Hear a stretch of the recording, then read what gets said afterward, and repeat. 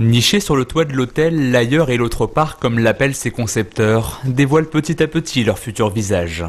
Au printemps 2010, les tuyaux laisseront la place à 2 suites de 68 mètres carrés tout confort, le luxe en plus. Une baignoire qui sera au milieu de la pièce, le lit juste derrière. Alors, faut un peu d'imagination encore. Le lit juste derrière et toute cette partie-là sera vitrée. Et la suite aura également sa terrasse privée avec la possibilité évidemment d'accéder à l'extérieur. Pour ce petit bout de paradis avec vue sur le parc du château de Méry, comptez tout de même jusqu'à 500 € la nuit. Pour trouver un peu plus abordable, il faut suivre les deux concepteurs, Hubert et Franck, dans les couloirs. Plus que des associés, deux amis qui en 2004 se sont lancés le défi de reprendre le château et d'en faire un incontournable du tourisme en Val d'Oise. Un pari qui passe aujourd'hui par la construction de cet hôtel de 70 chambres au design innovant. On veut surprendre par le design, par la conception, les clients qui viennent là. On doit être étonné.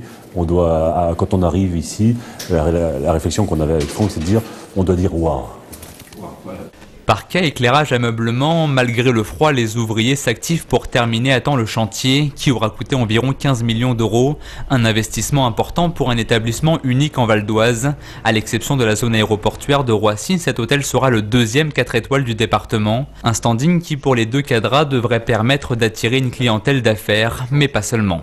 Les touristes viennent déjà au Vers-sur-Oise, mais ils ne restent pas. Donc on vise sur une clientèle de passage qui, elle, va être séduite par ce cadre. Donc l'hôtel doit avoir aussi sa propre capacité de séduction et séduite par ce cadre qui vont rester 1 ou 2 jours de plus dans ce cadre pour visiter les environs.